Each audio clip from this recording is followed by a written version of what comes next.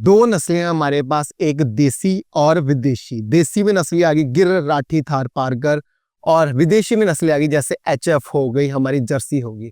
इनको सेम तरीके का दाना खिला रहे हैं, सेम इनकी मैनेजमेंट है, लेकिन फिर भी इनके दूध उत्पादन में बड़ा डिफरेंस है। वो क्यों आता है, वो सारे पॉइंट्स हम डिस्कस करेंगे और आपको बताऊंगा कि आप अलग अलग नस्लों का कैसे दूध उत्पादन बढ़ा सकते हो। तो इस 7-8 मिनट की वीडियो में आपको क्लैरिटी आ जाएगी इन ब्रीड्स को लेकर, राइट। हम पॉइंट्स वाइज डिस्कस करेंगे कि कैसे कैसे इनका क्या पॉइंट है। ये 5 पॉइंट डिस्कस करने के बाद मैं आपको टिप्स दूंगा कि आप को विदेशी से कैसे दूध बढ़ा सकते हो और देसी नस्ल वाली ब्रीड से कैसे दूध बढ़ा सकते हो।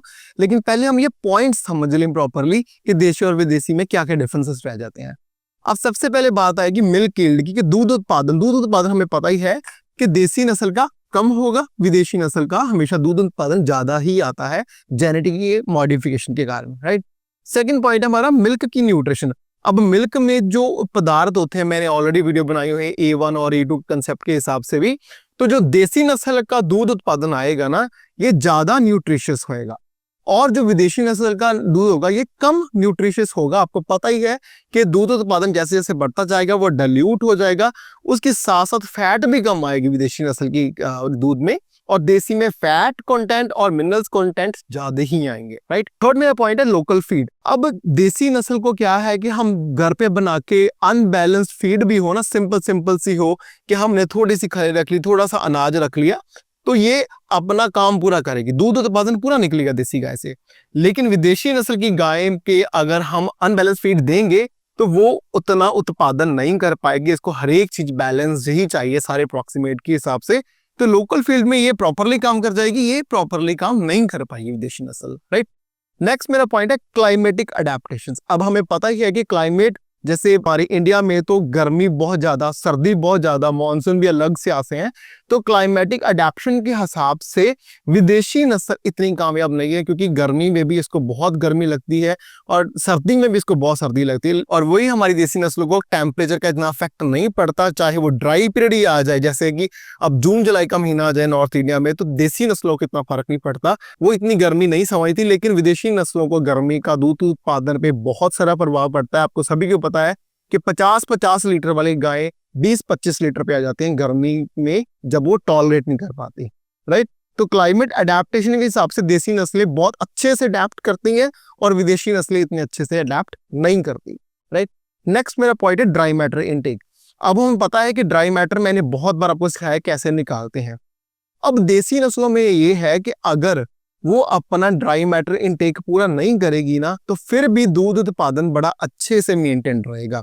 जैसे कि हमने बड़ी बार फॉर्मूले देखे कि 2 × 2.5% ऑफ द बॉडी वेट और 1/3 इंटू मिल्क के हिसाब से हम निकालते हैं ड्राई मैटर इतना होना चाहिए। तो देसी नस्लें पूरा ड्राई मैटर नहीं भी करेंगी, फिर भी दूध उत्पादन उनका स्टेबल रहेगा।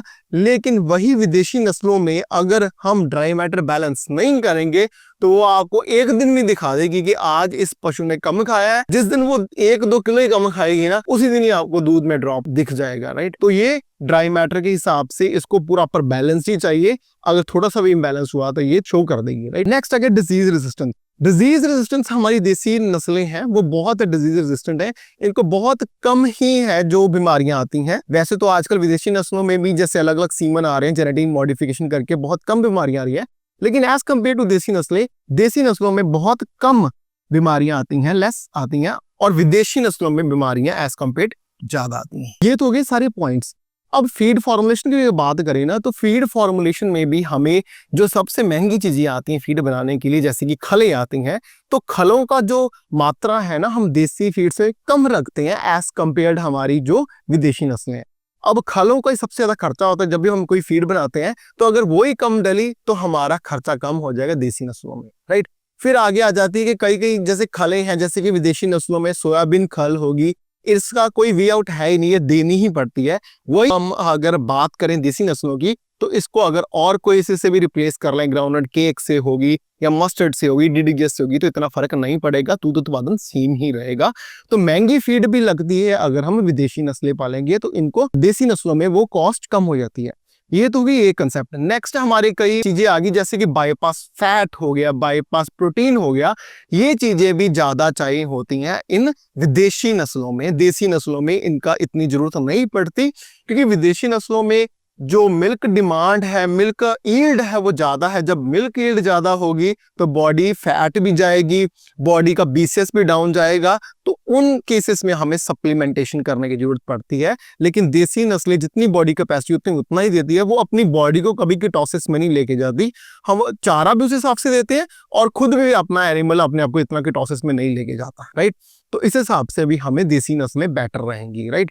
तो जैसे अलग अलग सप्लीमेंटेशंस की मैंने बात की होती थी, जैसे बाईपास प्रोटीन फैट तो हो ही गया, अलग अलग अमाइनो एसिड पर फाइलिंग भी देखी जाए तो वो बैलेंस्ड करनी पड़ती है इन द केस ऑफ विदेशी नस्लों में डाइट में। लेकिन इन केस ऑफ देसी नस्लों में हमें इतना बैलेंस करने की जरूरत नहीं पड़ती। हम अलग अलग सोर्सेस, अलग अलग खलें भी यूज कर सकते हैं इनकी न्यूट्रिशन को बैलेंस आउट करने के लिए, राइट। देसी नस्लों का डाइट का खर्चा अपने आप ही कम हो गया। एक तो खले कम डलेंगी, खले वो डाल सकते हैं जो सस्ती है। दूसरा, हमारे एनर्जी जो सोर्सेस है वो हम डाल सकते हैं जो सस्ते हैं, राइट। उनको मोस्टली अब क्या होता है कि गाँव में जो देसी नस्ले का कंसेप्ट है ना, वहां तो फीड वगैरह होती नहीं है। वो क्या करते हैं, दाने को ही, थोड़ी सी हमने दाने ले लिए, थोड़ी सी खले ले लिए, उनको ही बॉईल करके हीटर पे या चूल्हे पे बॉईल करके प्रॉपर उनको ग्राइंड करके हम एनिमल को दे देते हैं। तो उनमें जो फीड वाला कंसेप्ट है ही नहीं, फिर भी वो अच्छा दूध उत्पादन देते हैं। तो इस हिसाब से कॉस्ट इफेक्टिव हमें हमारी देसी नस्लें पाएंगी। लेकिन अगर हम कमर्शियल डेयरी फार्मिंग कर रहे हैं देन व्हाई नॉट, हम अपने फार्म में एचएफ को लेके आएंगे, जर्सी को लेके आएंगे, क्योंकि दूध प्रोडक्शन भी उतना है। अगर हमारे पास अच्छी मैनेजमेंट है, अच्छा फार्म स्ट्रक्चर है, तो फिर हमें एचएफ की तरफ जाना चाहिए, क्योंकि कमर्शियली हमें उससे प्रॉफिटेबल भी बढ़ेगी। लेकिन अगर एक लेमैन लोकल फार्मर होगा तो दूध उत्पादन, ड्राई मैटर बैलेंस करना, दूध उत्पादन निकालना देसी नस्लों में काफी इजी है। तो ये थी मेरी आज की वीडियो। कोई आपका सुझाव हो या कोई आपकी क्वेरी हो तो please let me know in the comment section, या मेरी मेल आईडी drramoor@gmail.com पे जाके आप मेरे को मेल भी कर सकते हो।